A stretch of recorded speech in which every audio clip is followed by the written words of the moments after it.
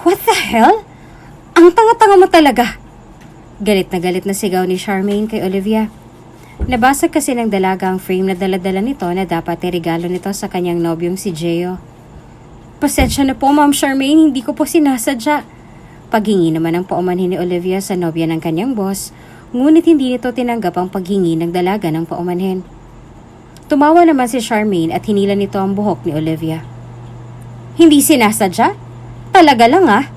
Pwes, ito din hindi ko sinasadya. Biglang wika ng babae at tinulak nito ang dalaga, dahilan para mapaupo si Olivia at napahawak ang kanyang kanang kamay sa bubog na mula sa frame na nasira. Hindi pa doon natapos si Charmaine at kinaladkad pa nito ang dalaga. Sa totoo lamang ay sinadya nito na mabasag ang frame dahil ines at galit ito kay Olivia.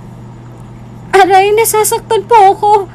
Umiiyak na daing ng dalaga at pilit itong nagmamakaawa sa babae. Ngunit hindi nagpatinag si Charmaine at patuloy lamang ito sa kanyang pananakit kay Olivia. Aba, talagang masasaktan ka dahil tatanga-tanga ka. Engot ka! Galit na wika ng babae at sinambal pa nito ang dalaga. Wala nang nagawa pa si Olivia kung hindi tiisin ang lahat ng pananakit na ginagawa sa kanya ni Charmaine. Kinaladkad at pinagsasampal pa nito ang dalaga hanggang sa nakita na ni Gio ang ginagawa ng kanyang nobya kay Olivia. What are you doing?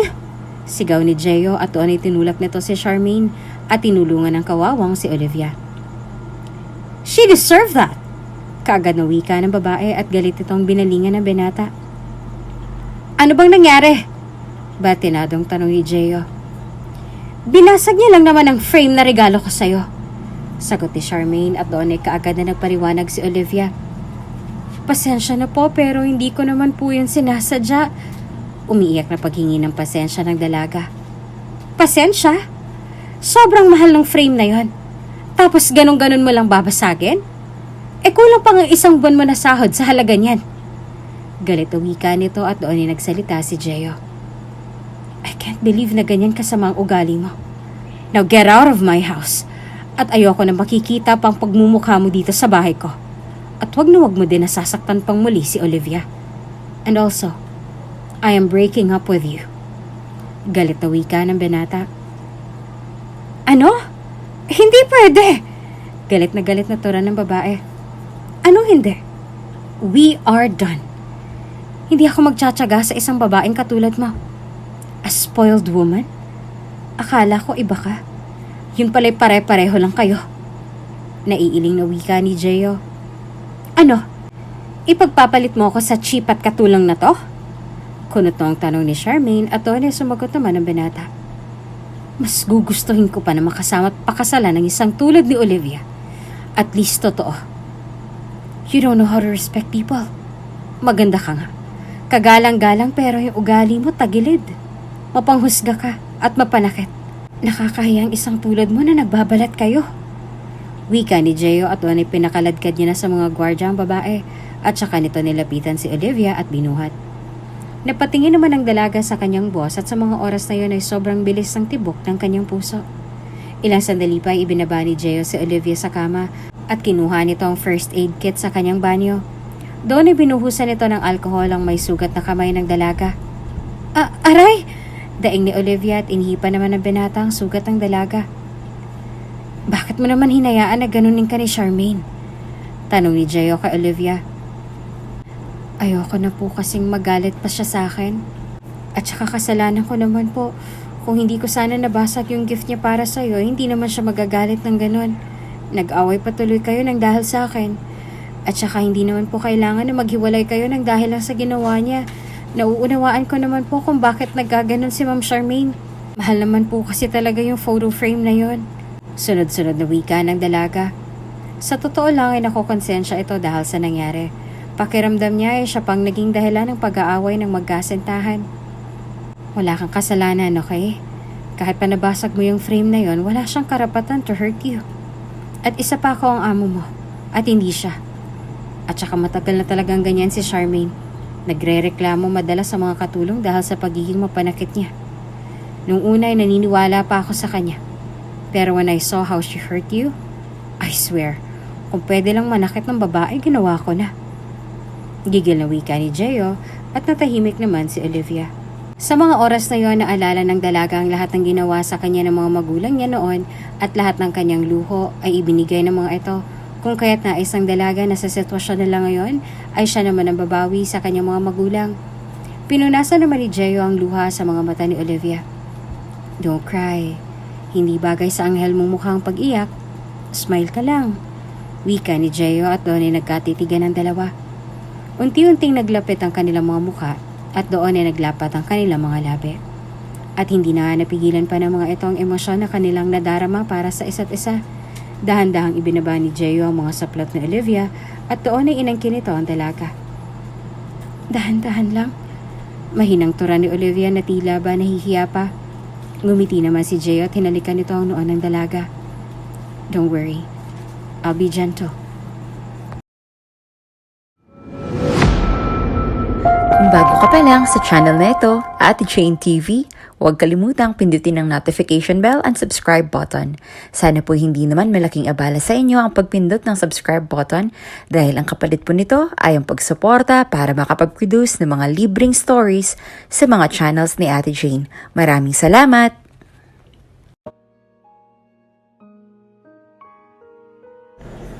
Ma'am Olivia, huwag ka naman pong tumakbo.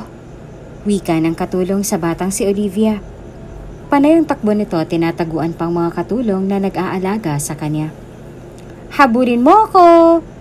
Nakangising sigaw ni Olivia sa katulong. Napabuntong hininga na lamang ang yaya ng bata at napaupo na lang dahil sa pagod na nararamdaman. What is happening here? Tanong ni Rose sa katulong na umiiyak habang nakaupo. Madam, napapagod na po ako sa alaga ko. Alam ko po na wala namang trabahong hindi nakakapagod pero labis na pong paghihirap ko kay Ma'am Olivia. Kung hindi niya ako tinatakbuhan ay kung ano-anong bagay naman ang inihahagis niya sa akin. Minsan pa nga po ay nahulog ako sa hagdanan dahil sa kanya. Sobrang spoiled po ni Ma'am Olivia, hindi ko na po kaya. Tumatanya sa tura ng katulong at tagaktak pang pawis nito sa noo dahil sa pagod na kanyang nararamdaman dahil sa kasutila ng batang si Olivia. Ganun ba? Pasensya ka na ha. Sige, ito sahod mo para sa buwan na to. Tapos ito naman, magpatingin ka sa doktor kung may problema ka. Just call me ha. Wika ni Rose at napakamot na lamang sa kanyang ulo. Si Olivia ay nag-iisang anak ni Rose at Rene, kung kaya't halos lahat ng luho nito ay binibigay ng mag-asawa. Ngunit habang lumalaki ang bata ay nagiging sutil ito at pasaway. Halos lahat ng katulong na nag-aalaga sa bata ay umaalis. Salamat po, madam. Pasensya na po, hindi ko na po kasi matiis ang ginagawa ng inyong anak. Wika ng katulong at napatango na lamang si Rose. Nang makaalis ang katulong ay nakapamewang na tinawag nito ang kanyang anak. Olivia, come here! Sigaw ni Rose at kaagad naman na lumapit sa kanyang dalagang anak. Yes, mommy? Nakangiting tanong ni Olivia sa kanyang ina. Ano na naman bang ginawa mo dun sa katulong? Bakit naman ginanon mo, anak? Diba you promise na hindi ka na magpapasaway? Turan ni Rose sa kanyang anak. Kasi naman mommy, ang bantot niya. Sabi ko maligo muna siya bago lumapit sa akin. Pero anong ginawa niya? Hindi niya ako sinunod. Ang baho-baho niya, palapit-lapit siya sa akin. Duh, ang linis ko kaya. Tapos ang bango-bango. Tapos nalapit lang siya sa akin ng ganon-ganon lang. Mamaya sabihin sa akin ng mga playmates ko na ang bantot ko. Duh, ayoko nga masabihin ng ganon. Wika ni Olivia at umirap pa. Napailing na lamang ang ina nito dahil sa kanyang mga sinambit. Pero anak, hindi mo dapat ginawa ang bagay na yun dahil masamang manakit ng kapwa. At saka mas matanda sila sa'yo. Wika ni Rose. Basta ayoko ng maid na mabaho. Pagtataray pa ng bata. Napamuntong hininga na lamang si Rose dahil sa inasta ng kanyang anak. Magagalit na naman sa'yo ang daddy mo. Alam mo naman na hirap na nga tayong kumuha ng maids for you kasi palagi mong pinapahirapan. Wika ni Rose at napairap na lamang si Violet.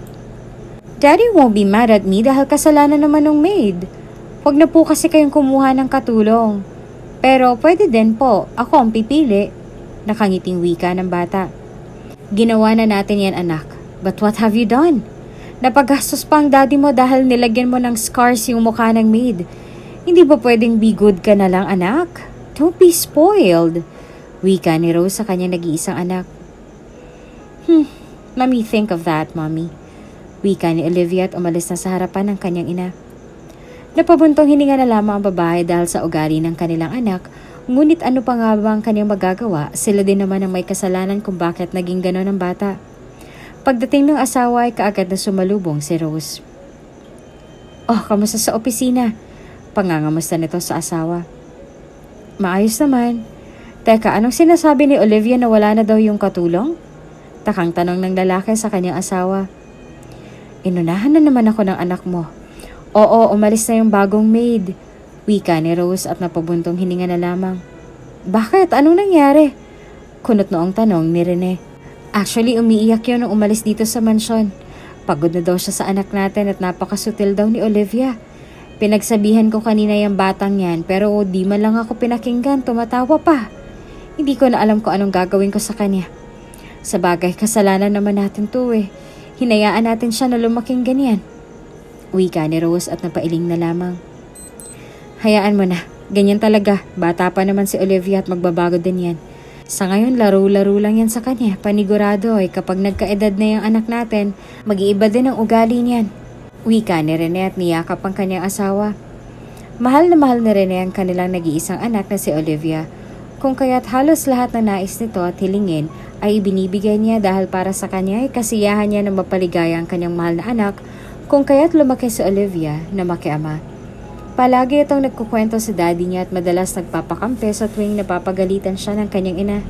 Samantalang si Rose naman ay palaging iniisip kung magbabago pa nga ba ang ugali ng kanyang anak.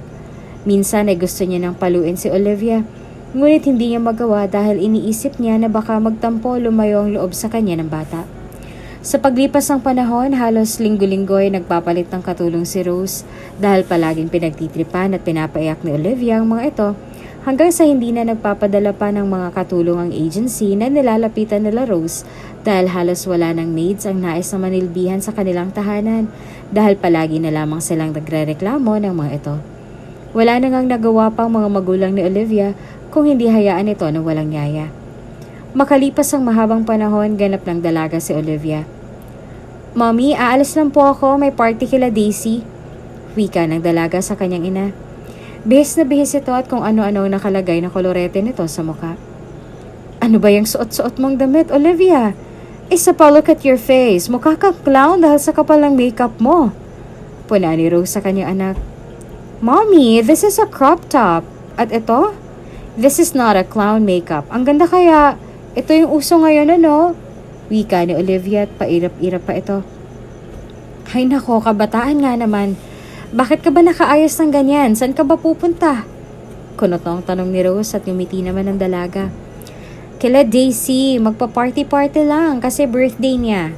Ayos lang naman po, diba? Tora ni Olivia at inilahad ang kanyang kamay. Okay, fine. Basta wag kang magpapagabi ha. Delikado. At saka bakit nakalahad yung palad mo? Letanya nito at pinuna ang kanyang anak. I need money, Mommy. Wika ni Olivia at nagulat naman si Rose. What? Hihingi ka na naman? Parang kahapon lang ibinigyan ka ng daddy mo ng 10,000. Nasa na yon? Takang tanong ni Olivia sa kanyang anak. Mommy, nagpunta ako sa mall kahapon at naubos na yun sa shopping ko. Sige na, Mommy, kahit 5,000 lang. Wika ng dalaga at naglambing pa sa kanyang ina. 5,000 lang? Abay, magtrabaho ka kaya sa kumpanya ng daddy mo para malaman mo kung gaano kahirap yung nilalang mo lang na 5,000. Wika ni Rose habang nakapamewang. Napabuntong hininga naman si Olivia. Wag na nga po, kay daddy na lang ako hihingi. Wika ni Olivia at walang sabi-sabi umalis ito sa harapan ng kanyang ina. Napailing na lamang si Rose sa inasta ng kanyang anak. Ilang sandali pa ay umalis na din ang anak niya at tumabi naman sa kanyang asawa niyang si Rene. Mahal, hindi na ako natutuwa sa inaasta ng ating anak. Wala siyang kaalam-alam sa buhay. Puro gastos at luho lang ang alam niya. Natatakot ako na kapag nawala na tayo sa tabi niya, maghirap siya. Kailangan gumawa tayo ng paraan para mabago ang anak natin. Sa huli siya din ang kawawa. Wika ni Rose at napahilamos na lamang ito ng kanyang muka. Napansin ko din nga, siguro ay kasalanan din naman natin. Pero habang maaga pa ay kailangan na matuto siya sa buhay. Wika ni Rene at doon ay isang hakbang ang kanilang kinailangang gawin. Iyon ay ang magpanggap na mahirap na sila at nalugi ang kanilang mga negosyo. Pinaghanda ang maigi na mag-asawa ang araw na yon upang hindi sila magkamali. Ano? Bakit ngayon mo lang sinasabi sa akin yan, Rene? Bakit ganon? Mag-asawa tayo, kaya dapat magkasama nating harapin ang mga problema na darating sa buhay natin. Wika ni Rose at napaupo pa ito habang nakahawak sa kanyang sentido. Narinig naman ni Olivia ang pagtatalo ng kanyang mga magulang at iyon ang unang beses na nag-away ang mga ito nagdahil sa pera. Mommy, Daddy, nag-aaway po ba kayo? Kunot na ang tanong ng dalaga sa kanyang mga magulang. Hindi anak, misunderstanding lang to. Wika naman ni Rene at napailing naman si Rose. Misunderstanding? Pati ba naman sa anak natin itatago mong totoo? Wika ng ina ni Olivia at nagtaka naman ang dalaga. Bakit? Ano po bang problema? Takang tanong ni Olivia at doon ay sinabit ni Rose ang masamang balita. Itong hasyenda natin. Binenta ng daddy mo dahil wala na tayong pera. Nalugi na ang lahat ng negosyo natin. At hindi lang yon, baon pa tayo sa utang. Kaya lahat ng ari-arian natin at mga naipundar ay ibinenta na namin ng daddy mo para mabayaran lahat ng mga dapat bayaran. Lumuluhang wika ni Rose. Doon ay labis na nagulat ang dalaga at napaupo na lamang. Ano po? Bakit hindi niyo po sa akin sinabi? Saan po tayo titira niyan? Problemadong wika ni Olivia. May maliit na sakahan kaming naipundar ng mami mo. Meron dong maliit na kubo. Pansamantalay doon muna tayo maninirahan habang inaayos ko ang lahat. Wika ni Raymond at napabuntong hininga na lamang si Olivia. Bakit hindi po tayo humingi ng tulong sa mga kamag-anak natin, kaila tito at tita, sa mga friends ninyo? Suhestyon ng dalaga. Ginawa ko na yan, anak. Pero wala eh. Pinagtabuyan lang nila ako. At yung iba nagbigay naman ng tulong pero sapat lang para sa pangkain natin. Pasensya na kayo kung itinago ko ang bagay na to. Akala ko kasi mareresolbahan ko nang mag-isa yon. Yun pala'y hindi. Wika ni Renette na payupo na lamang ito. It's okay, Daddy. Wala ka pong kasalanan. Malalampasan din po natin to. Wika ni Olivia at napaiyak na lamang ito. Sa isang iglap, lahat ng meron sila noon ay bigla na lamang nawala ng ganun-ganun lang. Simula ng araw na yon ay nanirahan sa isang kubo ang pamilya at doon ay naranasan ni Olivia ang hirap ng buhay. Mahal, may nakuha akong mga suso at saka niyog. Ito na lang ang ulamin natin, pantawid gutom din to. Tuwang-tuwang wika ni Rene. Naku mahal, masarap yan. Amin nalulutuin ko na. Anak, Olivia, pwede ba nahugasan mo yung mga plato doon sa ilog? Magluluto kasi ako at itong si daddy mo naman ay magkakayod ng niyog. Pakisuyo ni Rose sa kanyang anak. Sige po, mommy. Wika ni Olivia at dahan-dahan itong inilagay sa timbang mga hugasin. Kaagad na nagtungo sa ilog ang dalaga at doon ay nag-aalinlangan pa ito na maupo sa damo. Ngunit wala na itong nagawa pa kundi sumalampak dahil na din kailangan niya nang tapusin ang gawain at nandidiri na din ito sa mga putik na kanyang nakikita. Nagkatinginan na lamang ang mag-asawa at napangiti. Matapos na magluto ay tinawag na ni Rose ang kanilang anak. Olivia, halika na, kakain na tayo. Hindi ka pa ba tapos dyan? Sigaw nito sa anak at doon ay lumapit naman ang dalaga. Ang init po kaya naligo na din ako diretso. Pasensya na po ako natagalan ako. Wika ni Olivia at kaagad na binanlawan ng malinis na tubig ang kanyang mga hinugasan. Nagbihis naman sa barong-barong na banyo ang dalaga at bagamat naiilang ay wala naman siyang ibang choice kundi doon magpalit ng damit.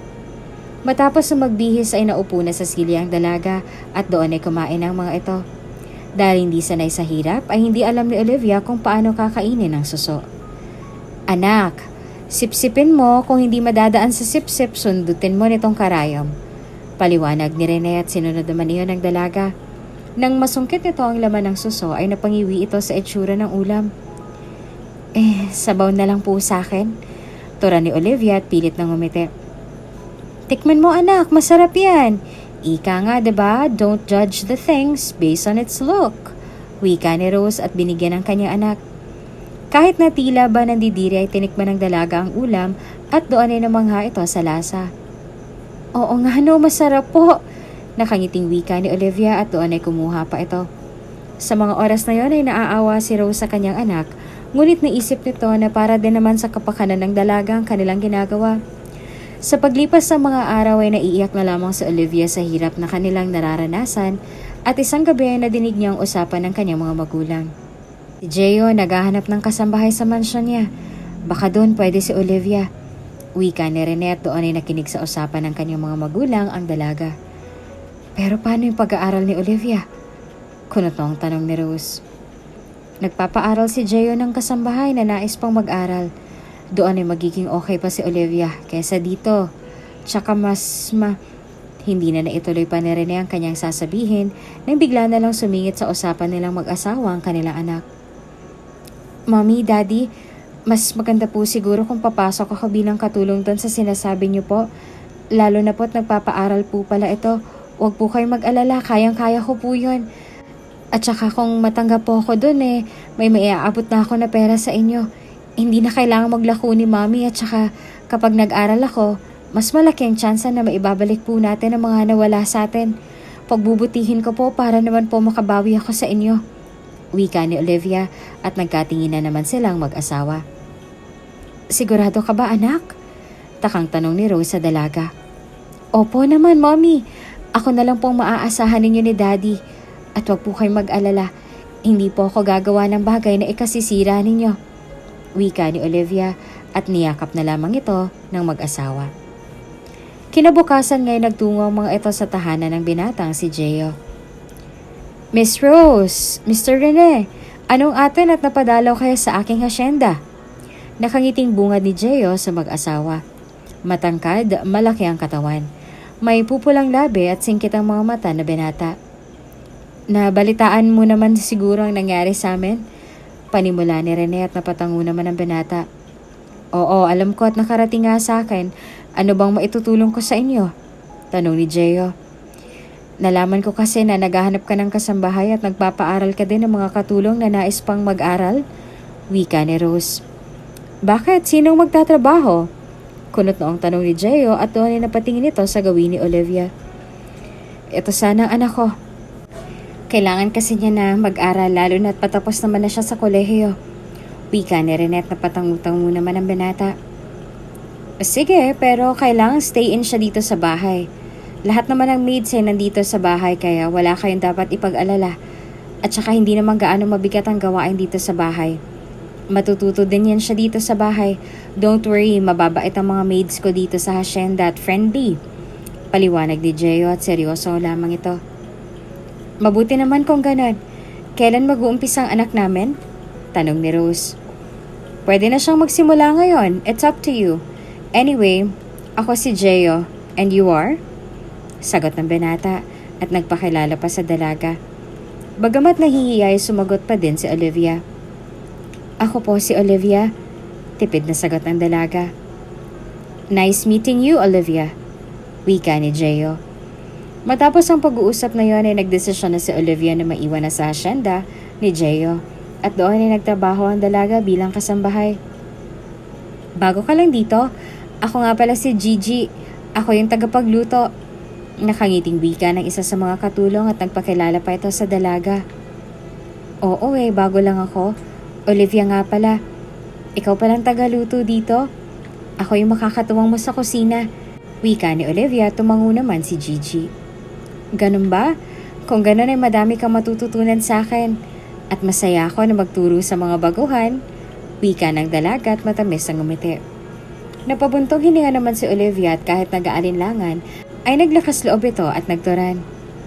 Ang totoo kasi niyan, wala akong alam sa pagluluto, sa mga recados, tapos mga gamit. Pero willing naman ako matuto. Nakakahiya mang aminin pero wala akong kaalam-alam sa ganyan Pwede ba naturuan mo ko? Lakas loob na tura ni Olivia. Natawa naman ang babae sa mga sinambit ng dalaga. Seryoso ka? Teka, bakit wala ka namang kaalam-alam? Wait, may ganun ba? Pwera na lang kung galing ka sa mayamang pamilya. Wika ni Gigi at napahawak pa ito sa kanyang sentido na tila ba nag-iisip ito. Napabuntong hininga naman si Olivia at saka nagturan. Ang totoo kasi niyan, anak ako ng isang bilyonaryong mag-asawa. Panimula niya. Bilyonaryo? bakit nandito ka? Bilyonaryong magulang mo tapos katulong ang anak. Malabo. Naiiling na wika ni Gigi at doon ay napaliwanag si Olivia. Mayaman nun ang pamilya ko kaya wala akong alam na gawaing bahay dahil sunod ako sa luho. Pero naghirap kami na lugi ang negosyo ng daddy ko at nawala ang hasyenda namin. Ang mga ari-arian naman namin noon ay binenta ni daddy kasi baon din kami sa utang. Malungkot na tura nito at doon ay nagseryoso na ang kausap nitong si Gigi. Ayan ang pangit sa mga mayayaman na pamilya. Hindi nila tinuturuan ang kanilang mga anak sa gawaing bahay. Dapat kahit maginhawang buhay, ipakita pa din nila na hindi sa lahat ng oras ay nakakaangat sila. Tulad mo, tingnan mo wala kang alam. Para kang mangmang. Pero huwag kang mag-alala, hindi naman ako judgerist. Total, sabi mo, willing ka namang matuto. Masaya naman ako na maging guru mo. Nakangiting wika ng dalaga at natuwa naman si Olivia. Sa totoo lamang sa mga oras na yon, kakaibang nararamdaman na emosyon ng dalaga, para bang kinakabahan siya sa mga mangyayari, pero at the same time may tila ba na-excite siya sa mga bagong kaalaman na kanyang matututunan. Sa kabilang banda naman, prenteng nakaupo ang mag-asawang sina Rose at Rene sa sofa sa kanilang hasyenda. Mahal, tama bang ginawa natin? Paano kung hindi kayanin ni Olivia ang mga gawain doon? Naaawa ko sa anak natin. Wika ni Rose. Di ba gusto mong matuto si Olivia? Bakit nag-aalinlangan ka ngayon? Ikaw na rin mismo ang nagsabi na kailangan na ngayon pa lang ay matuto na sa buhay ang ating anak. Nang sa ganon sa hinaharap ay hindi na siya mangmang. Tura ni Rene at ininom na lamang ang kaharap nitong champagne.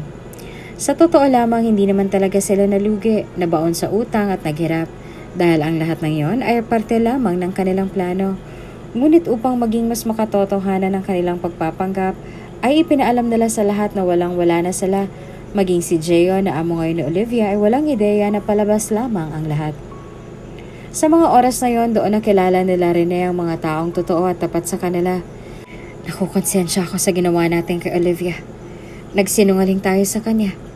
Tapos nagpapakahirap siya ngayon dahil gusto niya na makatulong sa atin.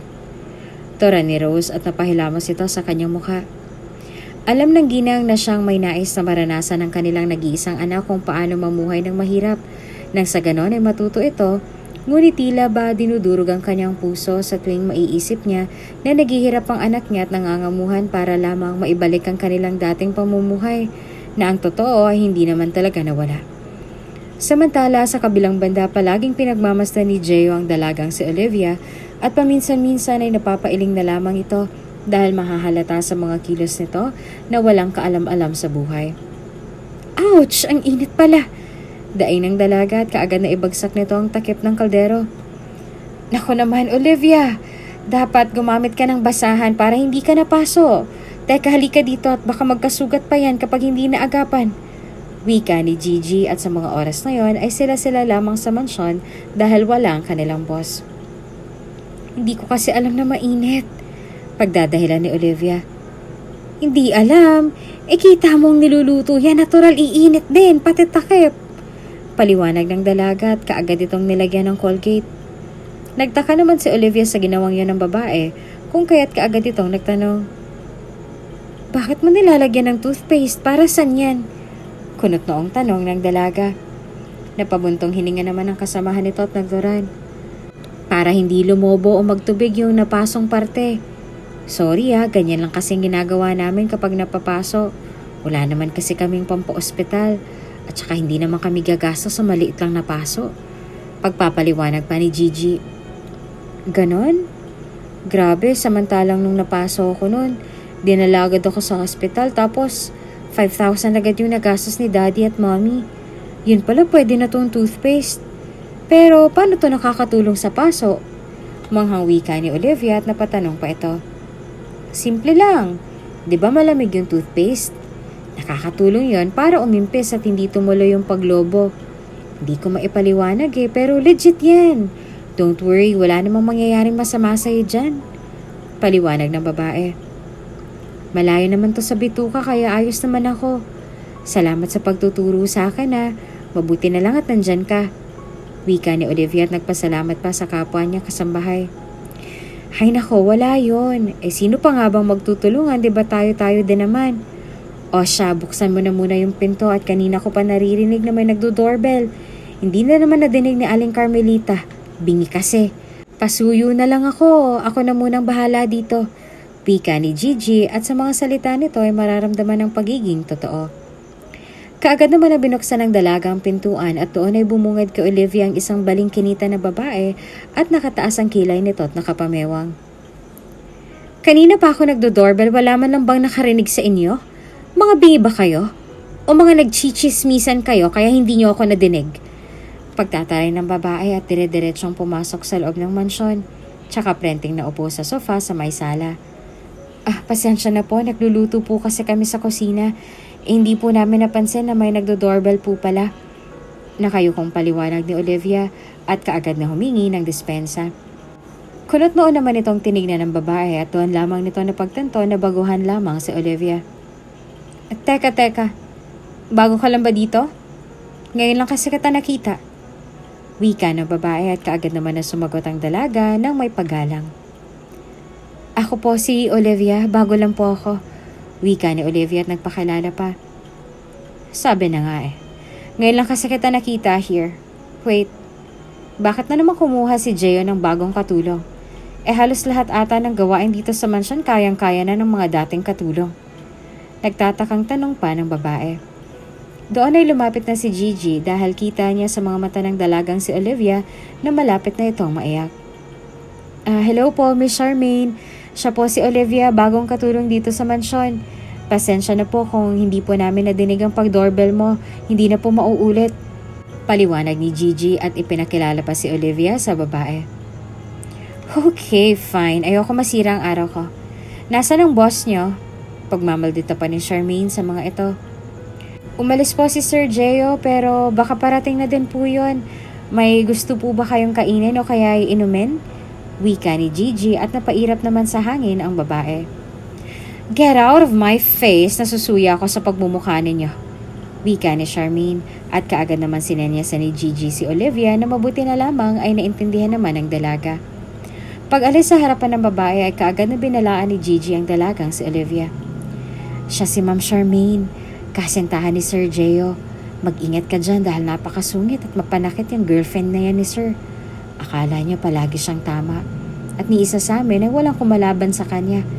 Isa pa, selosa yan. Kaya kung ayaw mo ng gulo ay dumistansya ka kay Sir Gio. Babala ni Gigi sa kasamahan. Bakit hindi niyo i-report o kaya isumbong niyo kay Sir Gio? Wika ni Olivia ngunit bumuntong hininga na lamang ang dalaga. Ang tanong, paniniwalaan ba kami? At saka magsusumbong kami. Ganun din, magpapaawa lang yan kay Sir. Ewan ko ba kung ano nakita dyan ng boss natin. Pero wala na tayong magagawa kaya shut up na lang tayo. Wika ni Gigi. Naging maayos naman ang pakikitungo ng mga kapwa kasambahay kay Olivia, lalo na si Gigi na siyang naging guru niya sa mga gagawin. Noong una akala ng dalaga ay napakadali lamang ng mga gawain. Ngunit sa paglipas ng mga araw dahil nga hindi sanay sa ganoong buhay ay nahirapan ito. Minsan pa ay naiiyak na lamang sa kanyang silid si Olivia at naaalala ang mga araw na maginhawa pa ang kanilang pamumuhay. Olivia, pwede ba na ipagtimpla mo ako ng kape? Utos ni Charmaine sa dalaga na agad naman itong sinunod. Pagdating sa kusina ay kaagad na nagtimpla ito at matapos ay bumalik ito sa sala at ibinigay sa babae. Miss Charmaine, ito na po ang kape na pinatimpla mo. Wika ni Olivia at agad na inilagay sa mesa ang tinimplang inumin. Kape talaga? You're crazy. Hindi ako umiinom ng kapeng barako. Nasaan ba si Gigi? You're insane. Inumin mo yan. Galit na wika ni Charmaine at tinapon ang kape kay Olivia. Mabuti na lamang at nakaiwas ang dalaga at natapunan lamang ang kanyang kanang braso. Ang init! Daing ni Olivia at naiyak na lamang ito sa sakit. Nadinig naman ng ibang katulong ang sigaw na yon ng dalaga. Hala, Olivia! Natatarantang wika ni Gigi at kaagad na hinila ang kaibigan patungo sa kusina. Mga baliw kayo! Bakit yung kasing mangmang na yan ang inaasahan niyo? This is crazy! Wika ni Charmaine at dinampot ang kanyang bag at saka umalis sa mansyon.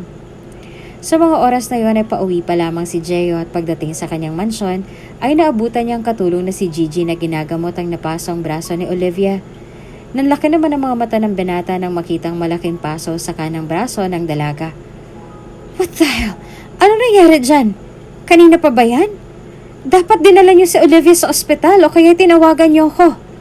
Tarantang wika ni Jeyo at kaagad nitong kinuha ang kanyang cellphone at may kung sinong tinawagan. Ilang sandali pa ay dumating ang isang doktor at sinuri nito ang paso ng dalaga at ginamot. Mabuti na lang at mild lang ang naging damage ng paso sa balat niya.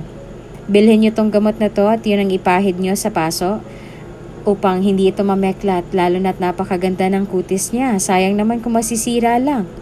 Wika ng doktor at niresitahan si Olivia ng gamot. Salamat, Doc. Tipid na wika ni Jeyo. You're welcome. Maswerte ka, iha, dahil hindi malala ang paso sa'yo. Wika ng doktor at nagpaalam na. Ano bang nangyari? Bakit ka napasok? Alam mo ba na maaaring akong sisihin ng mga magulang mo dahil ibinilin ka nila sa akin? Wika ni Jeyo sa dalaga. Hindi naman po si Olivia ang may kasalanan. Ibinuhos ba naman sa kanya ni Miss Charmaine yung kape na bagong timpla pa lamang? Wika ni Gigi. What? Ginawa yun ni Charmaine? Gulantang na tanong ni Jeyo at hindi ito makapaniwala. Aksidente pong nangyari tsaka kasalanan ko din po. Wika ni Olivia at pinahid ang luha sa kanyang mga mata. Pero di ba kanina sinadya niya na ibuhos sa'yo yung kape dahil mali ka daw? Pagpumumilit pa ng babae. Yun na nga, kung hindi ako nagkamali, hindi naman niya yung gagawin. Kaya ako din pong may kasalanan. Paliwanag ni Olivia at natahimik na lamang si Gigi. Nagsasabi ka ba ng totoo? Tell me the truth nang sa ganun ay maitama akong pagkakamali ng girlfriend ko. Ayoko na isipin niyo na porket kami kukonsintihin ko siya sa mga mali niyang gawain. I will never tolerate her, lalo na kung siyang mali. I don't want to be unfair, gusto kong maging tapat kayo sa akin. Para naman alam kong nangyayari. Mahabang litanya ni Jeyo at mababakas sa mga mata nito ang sinseridad sa kanyang mga binitawang salita. Napabuntong hininga na lamang si Olivia at muling nagturan. Hindi na po namin kailangan na magsalita o magsumbong pa sa'yo. Ikaw na mismo ang gumawa ng paraan para makilala mo po ang tunay na pag-uugali ng kasintahan mo. Pasensya ka na po, Sir Jeyo. Pwede na po ba ako magpahinga na muna? Pakiramdam ko ilalagnatin ako sa kirot ng braso ko. Wika ng dalaga at napayuko na lamang. Okay, sige. Salamat sa pag-unawa.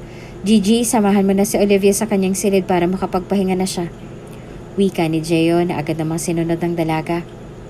Pagdating sa silid ay doon na kaagad na kinausap ng dalaga ang kaibigan. Loka, bakit hindi mo sinabi yung totoo? Tanong ni Gigi sa dalaga.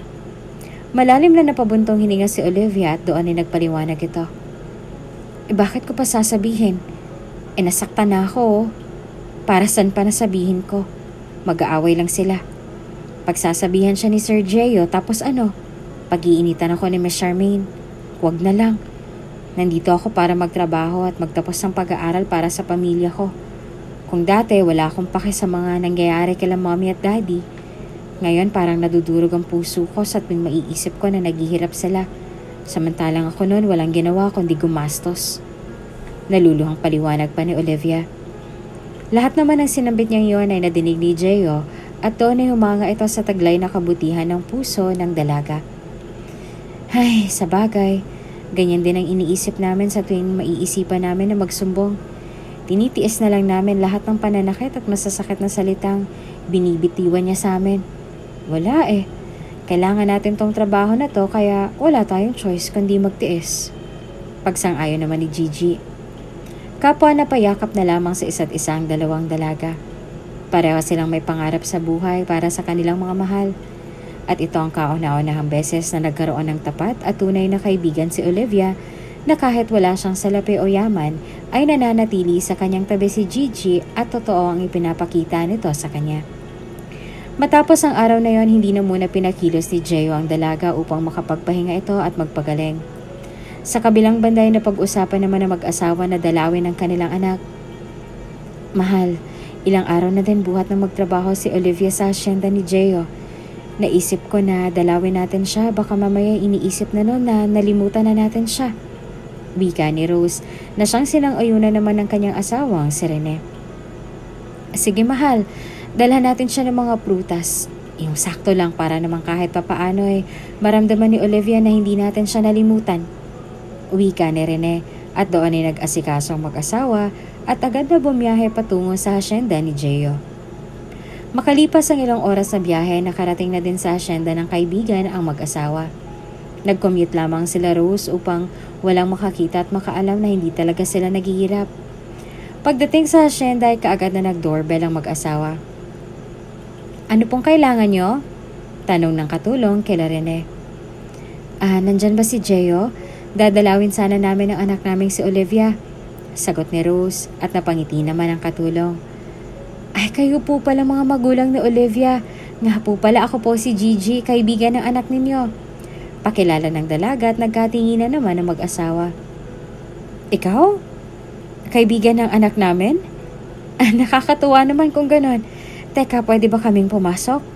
Nakangiting wika ni Rene at tumango naman ang dalaga. Oo naman po, tara pasok po kayo. Sakto at andyan po si Sir Gio. Wika ni Gigi at matamis na ngumiti sa mga ito. Pagpasok sa loob ng mansyon, doon ay sinalubong sila ni Gio. Sir Rene, Ma'am Rose, buti naman po at napadalaw kayo. Gigi, pakitawag si Olivia, pakisabi nandito ang parents niya. Wika ni Gio at kaagad naman na tinawag ng katulong ang kaibigan. Olivia, nandyan ang mga magulang mo. Dali, may mga pasalubong ata sila sa'yo. Diba miss mo na sila? Wika ni Gigi at nagulat naman si Olivia. Wait, nandyan sila mommy at daddy? Teka lang, magbibihis lang ako. Wika ni Olivia.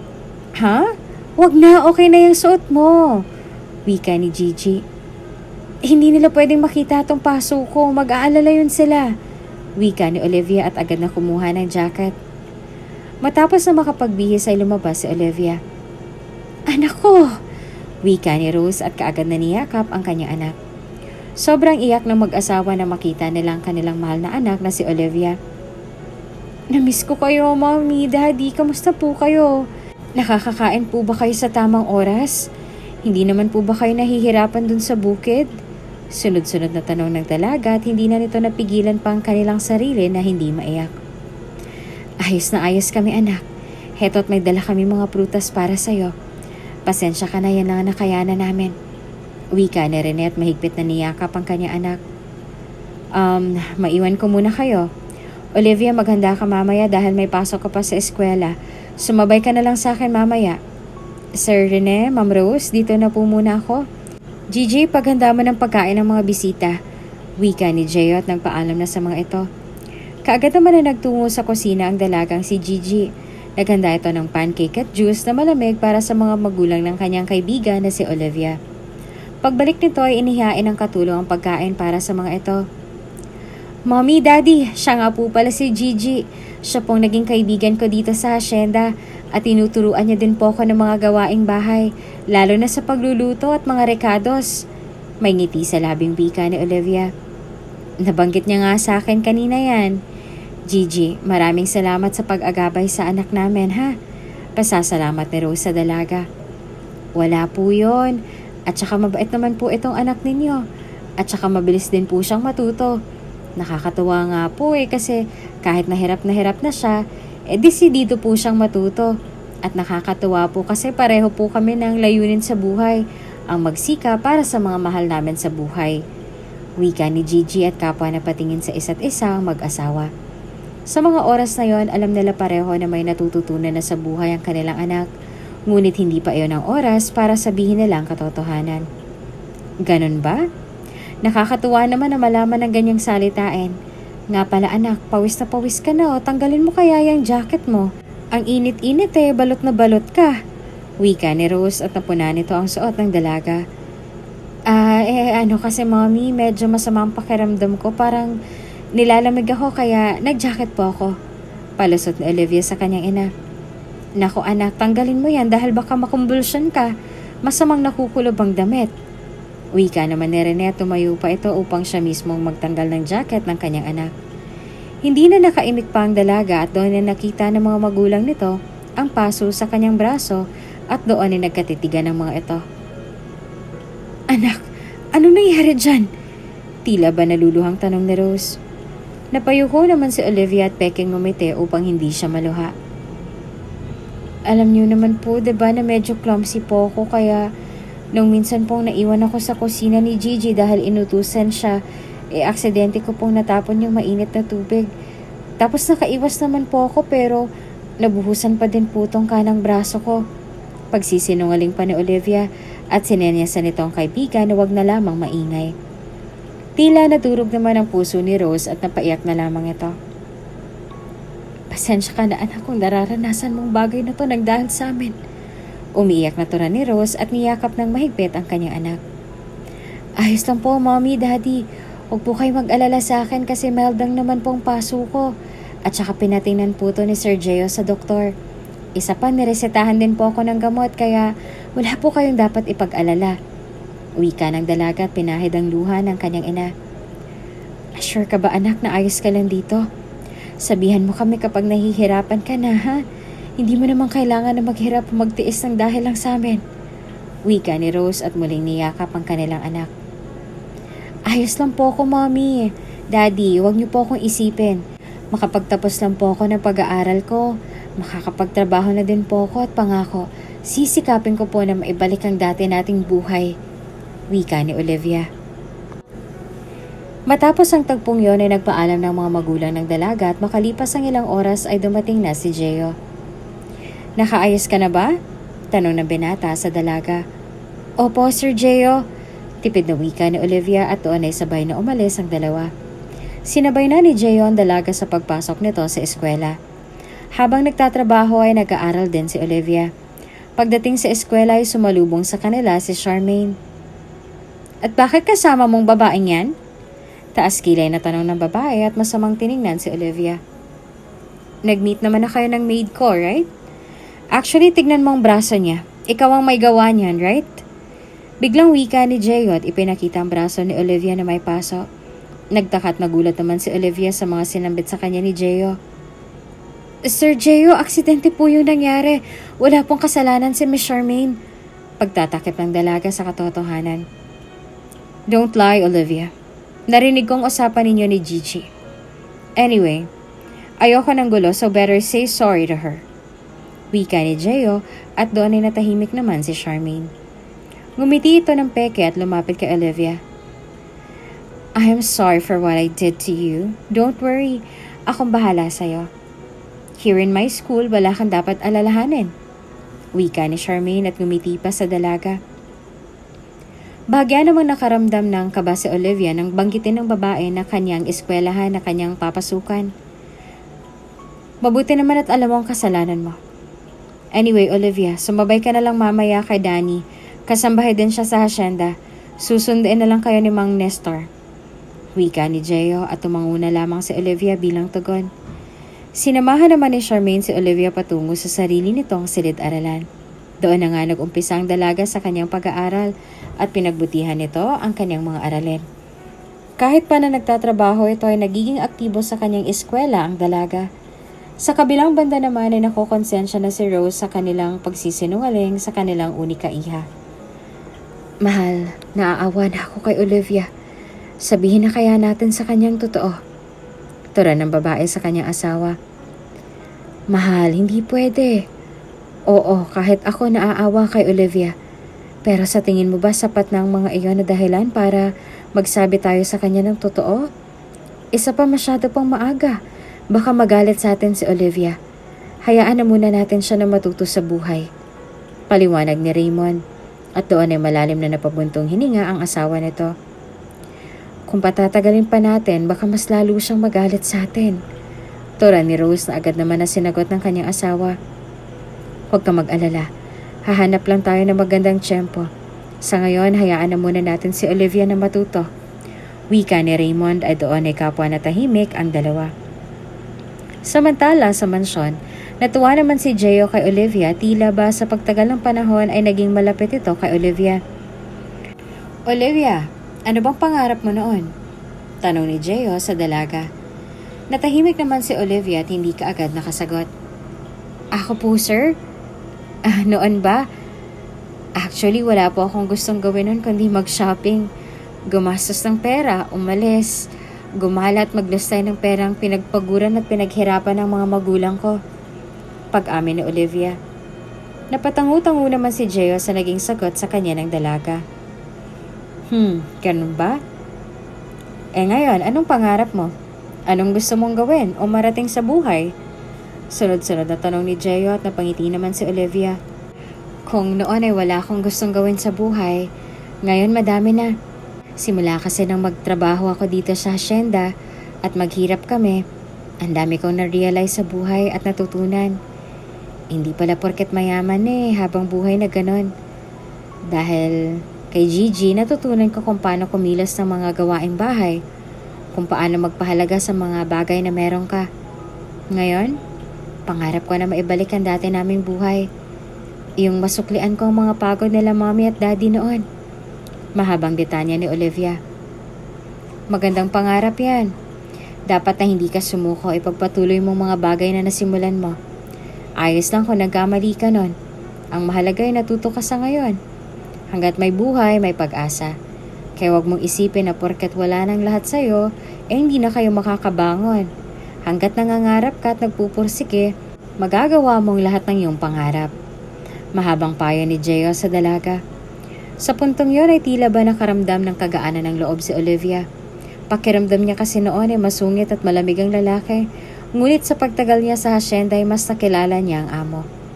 Sa paglipas ng panahon ay mas lalong naging close at malapit sa isa't isa sina Gio at Olivia.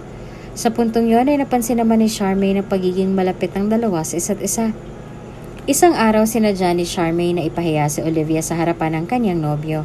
Sa mga oras na yon ay nag-aagahan ng mga ito at si Olivia ang isa sa mga naghanda na makakain at doon ay pinatid ni Charmaine ang dalaga.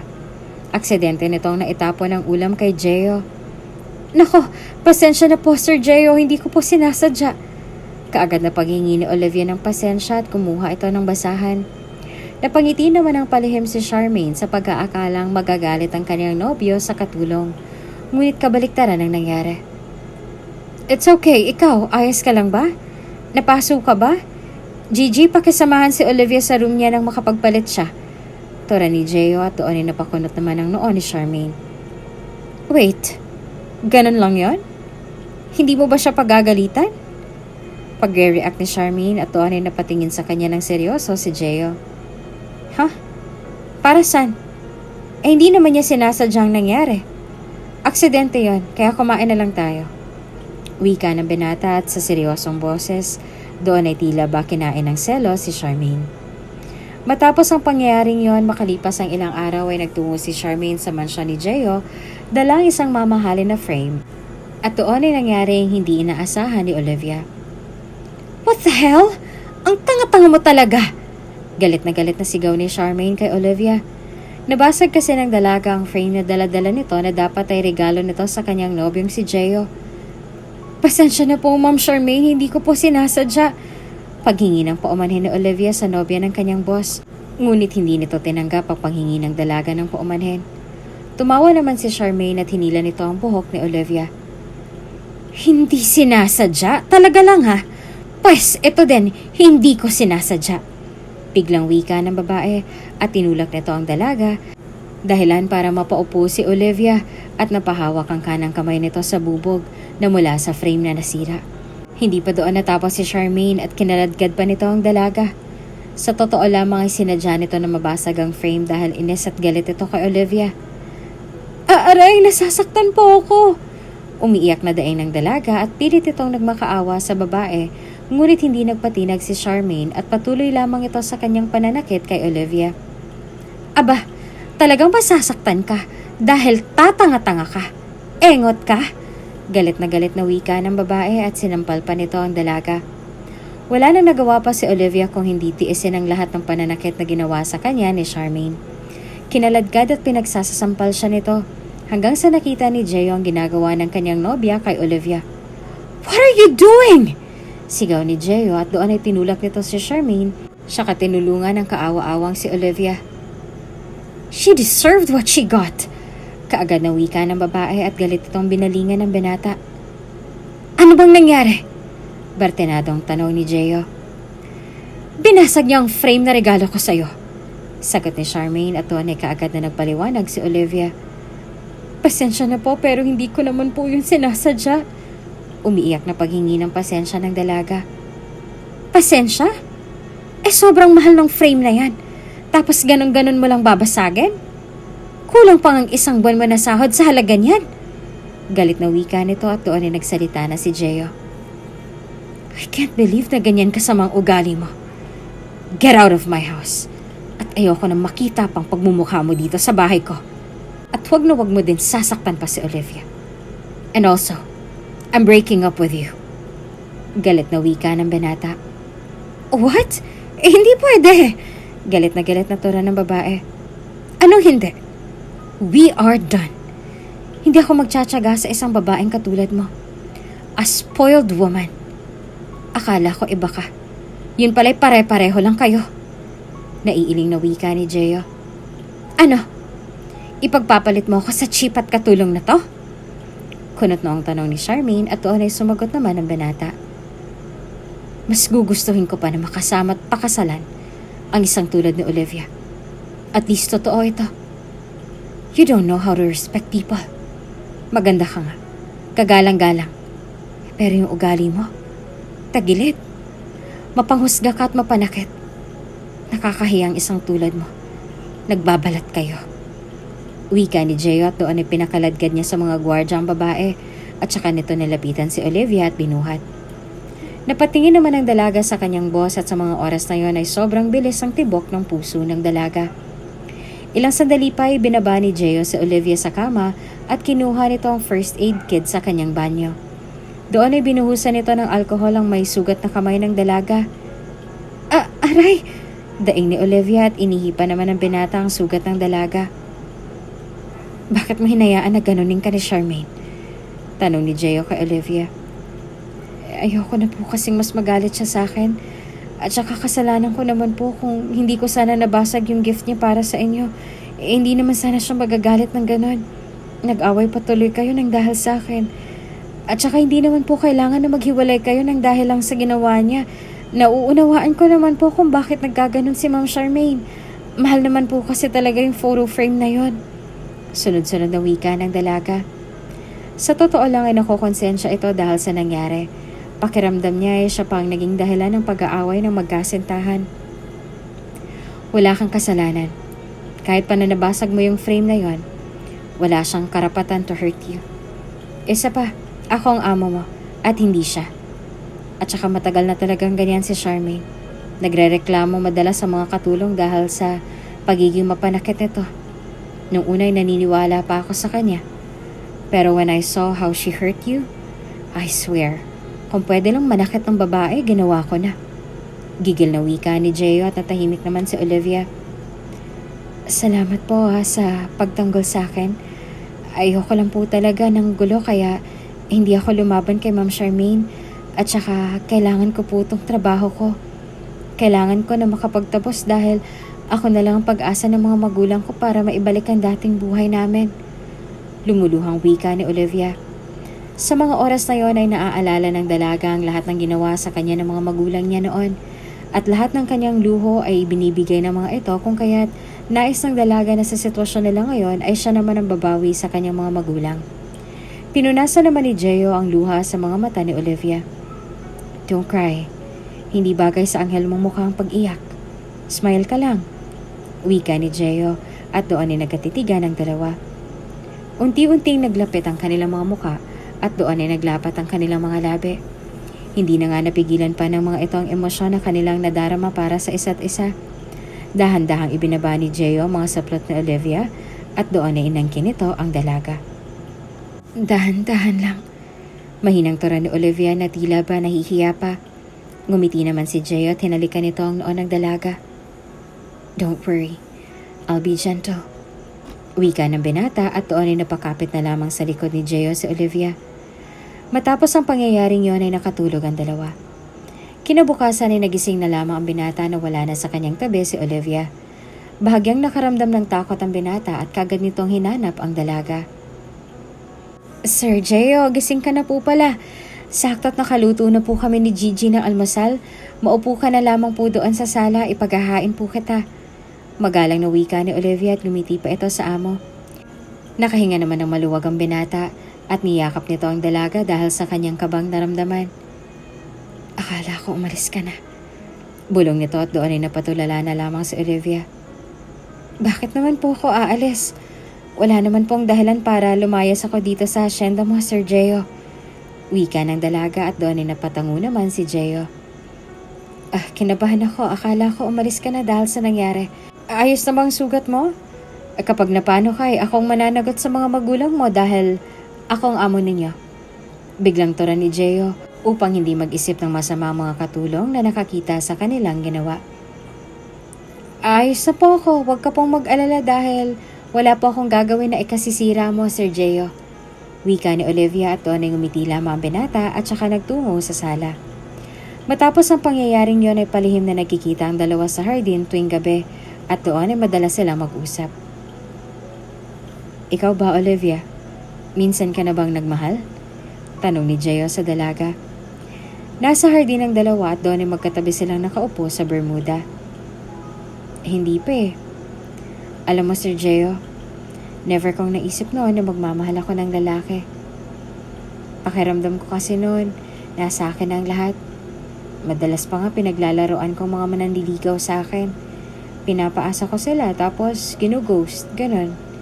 Sabi ko kasi noon, bakit ko pa kailangan na makakasama sa buhay kung nasa akin naman ang lahat? Pero ngayon na-realize ko kung bakit kailangan. Ikaw po ba? Minahal mo po ba si Miss Charmaine? Paliwanag ni Olivia at natanong nito ang amo. Napabuntong hininga naman si Gio. Grabe ka naman kung makapo at makasir. Just call me Gio. Nakakatanda kung puro ka sir at po. Wika ng binata at hindi nito sinagot ang tanong ng dalaga. Hindi mo naman sinagot ang tanong ko, Sir Gio. Gio. Ang pahit kasi kung tatawagin kitang Gio sa harap ng ibang katulong. Mag-iisip sila ng masama.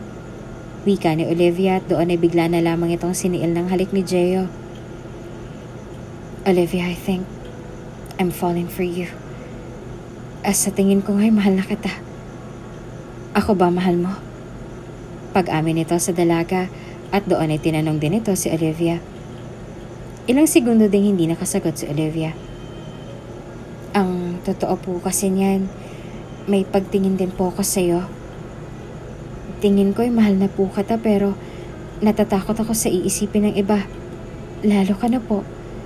Baka mamaya isipin mo ginagamit lang kita o kaya minahal lang kita dahil mayaman ka at naghihirap na kami. Sa tingin ko kailangan ko munang patunayan ang sarili ko. Ang hirap kasi na pumasok sa isang relasyon na merong doubt. Unfair for the both of us. Wika ni Olivia at doon ay napatangu-tangu naman si Gio. Hindi mo naman kailangan na patunayan ang sarili mo sa akin. Dahil noon pa lang ay alam ko naman na may mabuti kang puso. Magandang hangarin mo at pangarap mo sa iyong pamilya. At kahit na para bang mangmang ka noon at walang kaalam-alam, natuto ka at nagtiyaga. Kaya dahil doon, mas sinangaan kita. Kung anong nais mo sa buhay, susuportahan kita. Maghihintay ako hanggang dumating yung araw na handa ka na. Wika ni Gio at doon ay hinalikan nito sa noo ang dalaga. Naging maayos naman ang usapan ng dalawa. Nag-uusap sila at nagkakwentuhan katulad ng sinambit ng binata ay sinuportahan nito ang dalaga sa kanyang pangarap at layunin sa buhay. Hanggang sa nakagraduate na nga si Olivia. Anak, ito na yung pinapangarap mo. Mangiyak-ngiyak na tura ni Rose sa kanyang anak. Graduation nila Olivia sa oras na yon at nandun ang kanyang mga magulang, maging ang amo nitong si Gio at kaibigan na si Gigi na kasabay niyang magtatapos. Ito na nga po yun, Mommy, Daddy. Hindi ko sukat akalain na kaya ko po pala na maging katulong at manilbihan. Sobrang dami ko pong natutunan sa buhay. Thanks to Gigi and Sir Gio, ngayon ay gagawin ko ang lahat ng aking makakaya para maibalik na ang dati nating buhay. Wika ni Olivia at nagyakapan ng mga ito. Ang araw na yon ay ang pagtatapos ng dalaga, ngunit may-ari ng university na yon ang dating kasintahan ni Gio na si Charmaine. Nais nito na makaganti kay Olivia, kung kaya't may inutusan ito upang mapahiya ang dalaga. Dahil nga summa cum laude si Olivia, ay ito ang magsispeech sa stage at nais ni Charmaine na mapagtawanan ng dalaga. Gawin mo ang lahat para madulas si Olivia. Yung summa cum laude here is the payment. Nakangiting wika ni Charmaine na tumango naman ang inutusan nito. Ngunit lingid sa kanyang kaalaman, nakita at narinig pala ni Gio ang plano nitong pamamahiya, kung kaya't kaagad nitong sinabihan ang inutusan ni Charmaine at dinoble ng binata ang bayad. Pag-akyat ni Olivia ay laking pagtataka ni Charmaine dahil hindi malang nadulas o napahiya si Olivia. Ngunit nananatiling tahimik ang babae at naghihintay sa mga mangyayari hanggang sa tumayo na sa harapan ng dalaga at inumpisahan ang kanyang speech para sa araw na yon ng kanilang pagtatapos sa eskwela. Isang mapagpalang araw po sa inyong lahat. Narito po ako sa harapan ninyo upang bigkasin ang aking mensahe sa mga kapwa ko estudyante. Mga gurong siyang tumayo bilang aming ikalawang magulang dito sa paaralan. Sa mga magulang na naririto at iba pang mga panauhin. Panimula ni Olivia. Ang layo na nang narating ng ating anak. Proud na wika ni Rose at doon na naluha pa ito. Nagpatuloy naman sa kanyang pagsasalita ang dalaga. Unang-una po sa lahat ay gusto ko pong magpasalamat sa lahat ng taong tumulong at nagtiwala sa akin. Sa mga magulang ko, kay Sir Gio at sa aking kaibigan na si Gigi. Salamat sa inyo dahil kayo ang naging sandigan ko at inspirasyon para makamit ko ang bagay na to. Pagpapatuloy pa ni Olivia. Naiyak naman si Gigi dahil sa sinambit ng kanyang kaibigan. You deserve it. Bulong naman ni Gio at nakatingin mula sa malayo. Habang nagsasalita ng kanyang mensahe si Olivia, ay masama namang nakatingin sa kanya si Charmaine. A gold digger? How did she become a summa cum laude? Katulong lang naman siya. Cheap how she afford those projects. Pinahirapan ko na nga siya, ganun pa din ang nangyari. Bulong ni Charmaine sa kanyang sarili at galit na galit ito sa dalaga. Sa totoo lang ay insecure si Charmaine kay Olivia dahil tila ba mas pinili pa ni Gio ang isang katulong kesa sa kanya at hindi niya matanggap ang bagay na yon kung kaya't nais niya na sirain ang mahalagang araw na iyon kay Olivia. Samantala, nagpatuloy sa kanyang paglalahad ng mensahe ang dalaga. Ito lang po ang bibitawan kong salita para sa lahat. Kung may pangarap ka sa buhay, magpatuloy ka lang. Kung madapa ka, bangon lang. Dahil hanggat buhay ka, may bukas pa na naghihintay para sa'yo. At isa pa, huwag kang kampante sa bagay at buhay na meron ka. Dahil ang buhay ng tao ay parang isang gulong, paikot-ikot. At hindi sa lahat ng oras ay palaging nasa itaas ka. Dahil darating ang panahon, ay ibababa ka ng Diyos para ikaw ay subukin. Pananapos na wika ni Olivia at doon ay pababa na sana ito nang biglang umakyat si Charmaine at dumaan sa kabilang hagdanan. Wait, I have a special message for you. Wika ni Charmaine at pagkakbang nito sa entablado, doon ay napasalampak ito at napaupo sa sahig. OMG, Miss Charmaine! Gulantang na wika ni Olivia, tutulungan sana nito si Charmaine nang bigla itong tumayo at umalis sa pagkapahiya. Matapos ang pangyayaring yon at pagsampit ni Olivia ng mensahe sa lahat, pagbaba niya ay sinalubong ito ng kanyang mga magulang. Congratulations, anak! Wika ni Rose at doon ibinigay sa kanya ng mga ito ang isang black card na walang limit na credit card. Bagong susi ng sports car at siya na ang magiging new CEO ng kanilang company. Ano po to, Mommy, Daddy? Saan niyo po nakuha ang mga bagay na to? Nagtatakang tanong ni Olivia sa kanyang mga magulang. Anak, sa'yo yan lahat. Wika ni Rene at naguluhan naman ang dalaga. Opo, hindi ko po kayo maunawaan. Ang alam ko po ay wala na tayong pera, diba?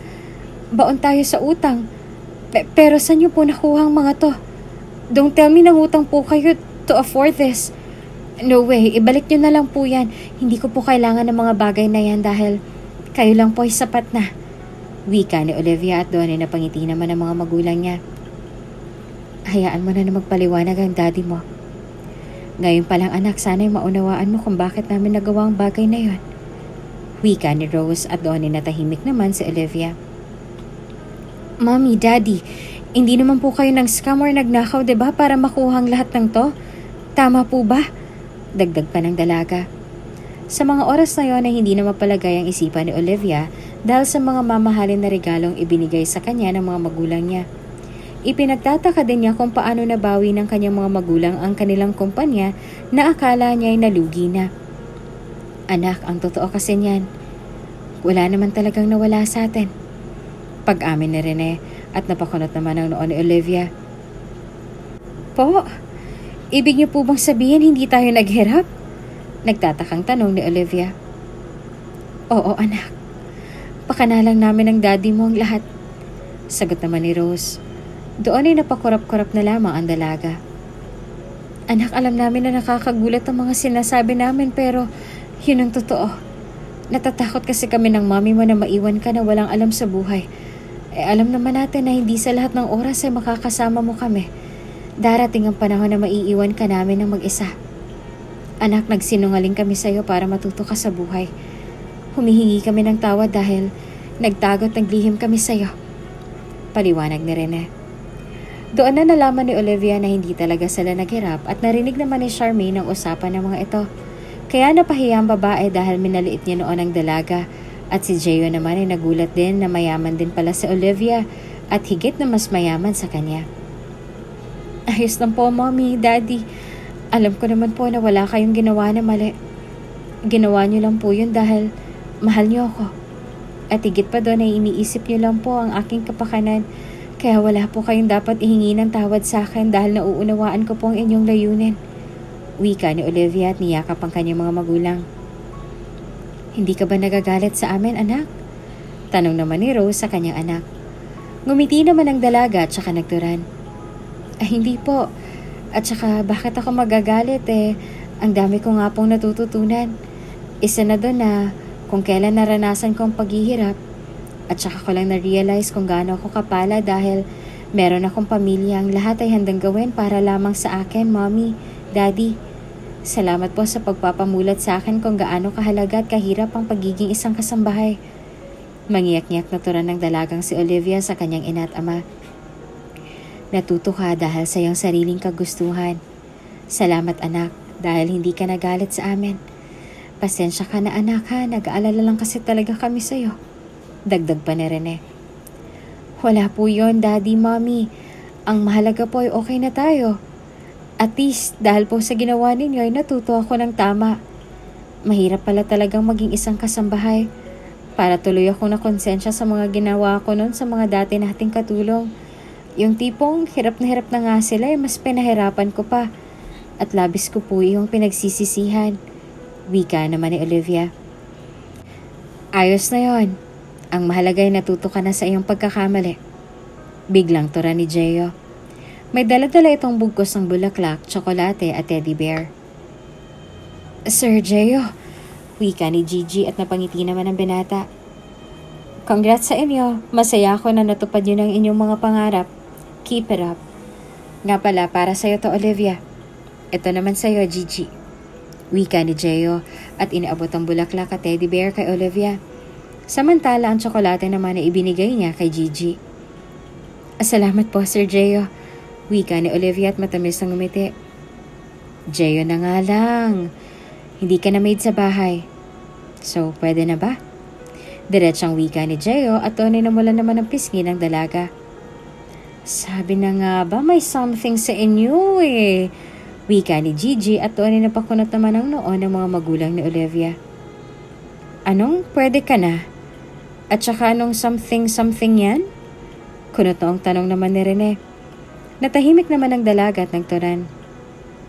Isyo ka, Gigi. Tara na po, uwi na tayo, Mommy, Daddy. Doon na lang po tayo mag-usap. Wika ni Olivia at doon ay bigla na lamang nagsalita si Jeyo. Pwede ko po bang ligawan ang nag-iisa niyong anak? Biglang turan ng binata at doon ay napangiti naman si Gigi. Sabi na eh. Turan ng babae at nagsalita naman ang ina ni Olivia. Sa bahay na lang natin pag-usapan ng bagay na yan. Wika ni Rose at doon ay natahimik ang mga ito. Natuto na ang dalaga sa kanyang mga naranasan sa pagpapahirap sa kanya ni Charmaine. Doon lamang napagtanto ng dalaga kung gaano kahalaga ang trabaho ng isang katulong at labis itong nagsisisi dahil sa lahat ng kanyang nagawa sa kanilang mga katulong noong maliit pa lamang siya. Pagdating sa kanilang tahanan, doon na seryosong nag-usap-usap ang mga ito. Anong meron sa inyo ng anak ko? Kaagad na tanong ni Rene sa binata. Nasa mansyon nila Olivia sila Gigi at Gio. Maging ang iba pang mga katulong at bisita ni Olivia dahil ipinagdidiwang nila ang araw ng pagtatapos nila Olivia. Napalunok naman si Gio at nagturan. Gusto at mahal ko po ang inyong anak. Handa din po akong patunayan ng bagay na yan sa inyo. Desidido po ako na manligaw kay Olivia dahil totoo po at tapat po ang pagmamahal ko sa kanya. Wika ni Gio at doon na humanga naman ang ama ng dalaga dahil sa lakas ng loob ng binata. Ganun ba? Paano kung hindi kami pumayag na ligawan mo ang aming anak? Biglang singit ni Rose. Hindi po ako titigil hanggat hindi ko po kayo napapapayag. Wika ni Gio at doon ay napangiti naman ang mag-asawa. Humahanga ako sa lakas ng loob mo. Kung saan masaya ang aming anak ay doon din kami masaya. Wika ni Rene at doon ay natuwa naman si Gio. Laking tuwa nito nang pumayag ang mga magulang ni Olivia. Simula ng araw na yon ay pinatanayan ni Gio na karapat dapat siya sa pagmamahal ni Olivia at ipinakita nito sa mga magulang ng nililigawan na tama sila na pinayagan siya ng mga ito. Sa paglipas ng panahon, si Olivia na ang siyang nagpatakbo sa kanilang kumpanya at katuwang pa din naman niya ang kanyang ama at ina. Samantala, si Gio naman ay nagpatuloy sa panliligaw sa dalaga. Flowers for this beautiful and lovely woman? Wika ng binata at inalayan ng tulips si Olivia. Grabe, halos araw-araw mo na akong dinadala nitong tulips ah. Ang mahal kaya nito. Pero salamat ah. Wika ng dalaga at nagpasalamat sa kanyang manliligaw na si Gio. Walang kaso sa akin kung araw-araw man kitang bigyan ng tulips. Kahit gaano pa yung kamahal, hindi niya matutumbasan ang pagmamahal ko sa'yo. You deserve what you got because you are my love. Wika ng binata na may ngiti sa labi. Grabe naman ang pagmamahal mo na yan sa akin. Alam mo, may sasabihin ako sa'yo. Wika ni Olivia na may ngiti sa labi. Napakunot naman ang noon ni Gio. Ano? Pinapakaba mo naman ako eh. Wika ng binata at doon ay kinuha ng dalaga ang isang papel. I see myself in your eyes and feel your presence deep in my heart. Please remain there, my cherished love, because you are the only one who fits there perfectly. Nobody can believe that I love you the way that I do because it's hard to imagine that a love like ours can exist. I am honored to share my life with you forever. I can't describe my feelings for you. I love you. But how can I prove my heart's feelings? My feelings will never diminish and will keep growing stronger every day. Gio, I love you truly. Kaya ngayon ay sinasagot na kita dahil mahal na mahal kita. Wika ni Olivia at hindi lubos maisip ng binata na sa oras na yon ay sasagutin siya ng kanyang nililigawan. Totoo ba? Hindi makapaniwalang tanong ni Gio. Bakit? Ayaw mo ba? Eh di wag, problema ba yon? Tila ba nagtatampong wika ni Olivia? Siyempre gusto ko, gustong gusto. Nakangiting wika ni Gio. Kaso nagbago na isip ko.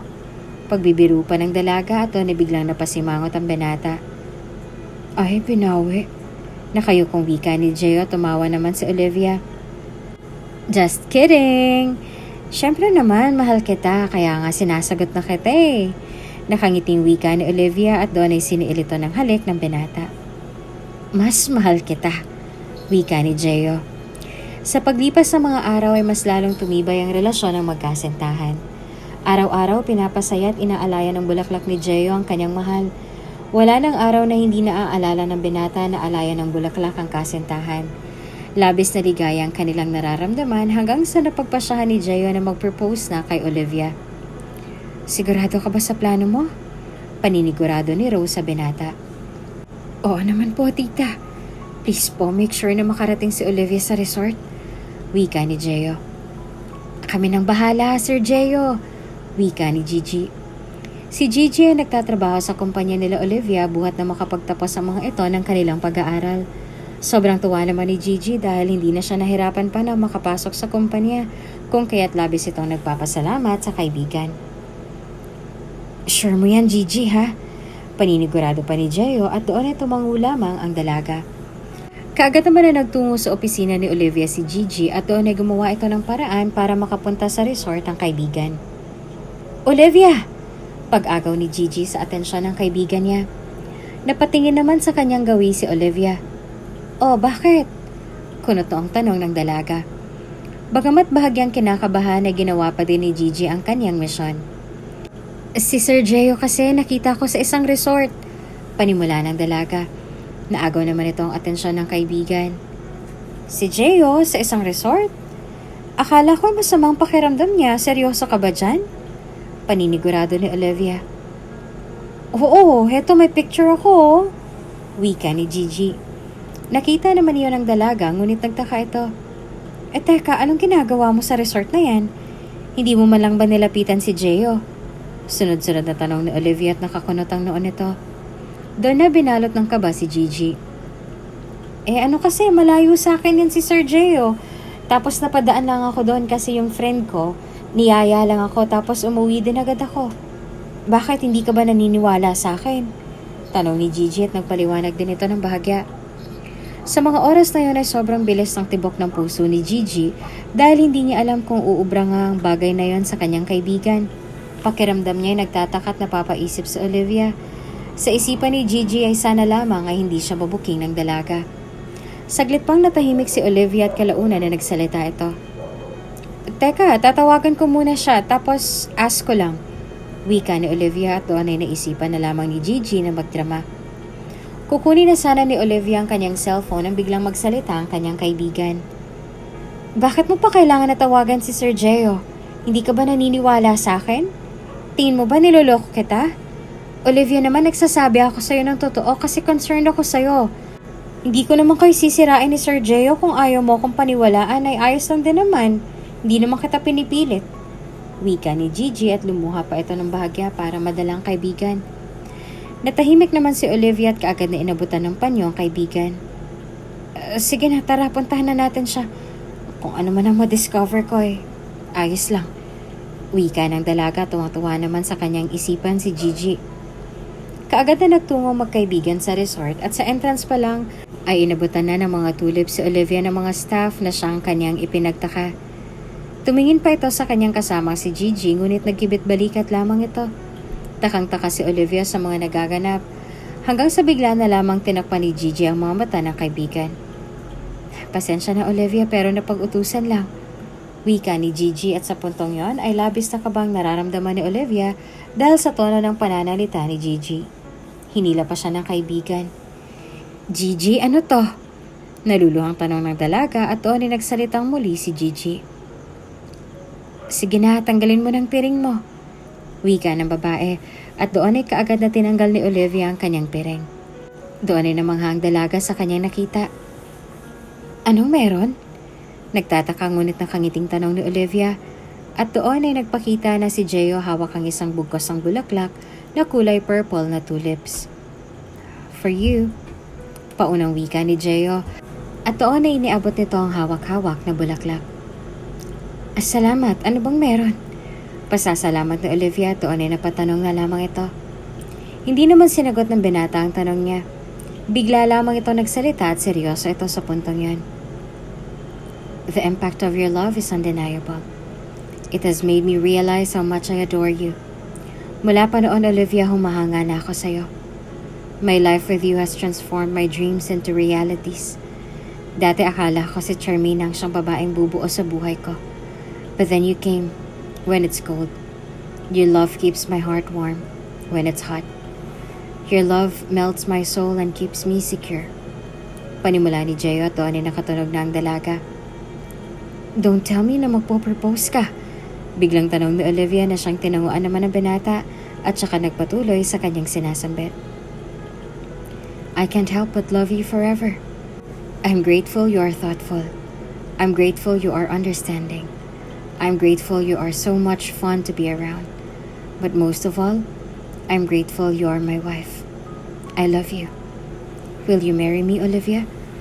Wika ni Gio at doon ay lumuhod ito sa harapan ng kanyang sinisintang si Olivia. Sobrang nagulat naman ng dalaga sa biglaang pagpropose ng kanyang kasintahan. Of course, yes. Wika ng dalaga at tuwang-tuwa naman si Gio.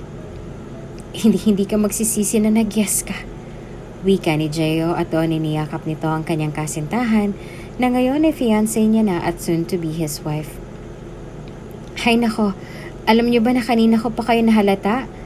Actually, nung nasa office pa lang kami ni Gigi, paano kasi masyado siyang kabado kaya nalaman ko kaagad. Pero sa totoo lang, nagulat talaga ako na ganito siya kaganda. Thanks, Gio, for doing this to me. You did everything just to make me happy. Wika ni Olivia at niyakap nito ang kasintahan at hinalikan naman ito ni Gio. Nagpalakpakan naman ang mga taong nakasaksi sa kanilang pagmamahalan at pagpropose ni Gio. Matapos ang araw na yun ay plinano naman ng mga ito ang kanilang nalalapit na kasal. Dahil nga abala sa kanilang kumpanya ay minabuti ni Olivia na wag na munang pumasok at iniwan na munang mga gawain sa kanyang ama upang maasikaso niya ang kanilang kasal. At makalipas ang ilang buwan, ngayon ay nasa harap na sila ng simbahan at nag-iisang dibdib. Ever since I met you, I found myself smiling for no reason when simply looking at you. Hindi ko alam kung ano bang ginawa mo sa akin pero tandaan mo, mahal na mahal kita. Your beauty, strength, and love fill me with happiness. I don't know how long my life will be, but I know that every second will be worth a lifetime because it will be spent with you.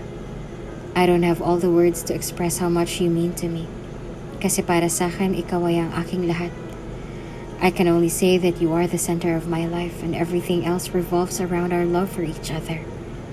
Matamis na wika ni Gio at doon isinuot nito ang singsing sa daliri ng asawa. Matapos sasambitin ang mensahe ni Gio para sa kanyang magiging asawang si Olivia, ay ito naman ang sumunod na nagbitaw ng mensahe para sa asawang lalaki. Gio, ikaw ang taong dumating sa buhay ko nang hindi ko inaasahan. My life was like a game. Alam mo naman diba na hindi ako noon nagsiseryoso sa aking mga nagiging manliligaw. Akala ko noon perpekto ng buhay ko without a man in my life. But you came unexpectedly. Tinuruan mo ako sa mga bagay na hindi ko alam noon. Even after all this time together, you still give me a thrill when you kiss me. My heart still skips a beat every time you look at me in a loving way. I am still head over heels in love with you. And this is how it will always be, Gio. Mahal na mahal kita. Maligayang tura ni Olivia at doon ay sinuot nito ang singsing sa tanda ng kanilang pagmamahalan. Doon ay nagpalakpakan ang lahat. You may now kiss the bride. Wala nang patumpik-tumpik pa na wika ng pare at doon ay hinalikan ni Gio ang kanyang asawa. Labis na saya naman ang kanilang nararamdaman at patuloy na naging matatag ang kanilang relasyon. Sa paglipas ng panahon na natili ang pagmamahalan sa pagitan nilang dalawa. Nangunguna palagi sa kanilang pag-unawa sa isa't isa at higit pa doon ay ang tiwala nila ang dalawa. Ang kaibigan naman ni Olivia na si Gigi ay nakapag-abroad matapos ang ilang taon at doon ay nakapag-asawa ito ng Amerikano. Samantalang mga magulang naman ni Olivia ay labis na natuwa dahil natutunan ng kanilang anak na mamuhay ng normal. Maging independent at higit sa lahat dahil sa pagsubok na iyon ay nagkatuluyan sina Olivia at Gio. Matapos naman ng kasal ni Gio, doon ay nagtungo na sa kanilang tahanan ng dati nitong kasintahan na si Charmaine at labis itong humingi ng tawad sa mag-asawa na siyang pinatawad naman nila Olivia. Masaya ang mga ito sa kanilang mga buhay na kanilang tinahak. Magkayakap ang mag-asawa habang nakatanaw sa palubog na araw. Nakatayo ang dalawa at nagbabalik tanaw sa mga nangyari sa kanilang buhay. Naging masagana at maayos ang pamumuhay ng mga ito sa paglipas ng panahon. Patuloy nilang binabahagi ang kanilang mga natutunang aral sa buhay sa ibang tao at sa kanilang mga naging anak.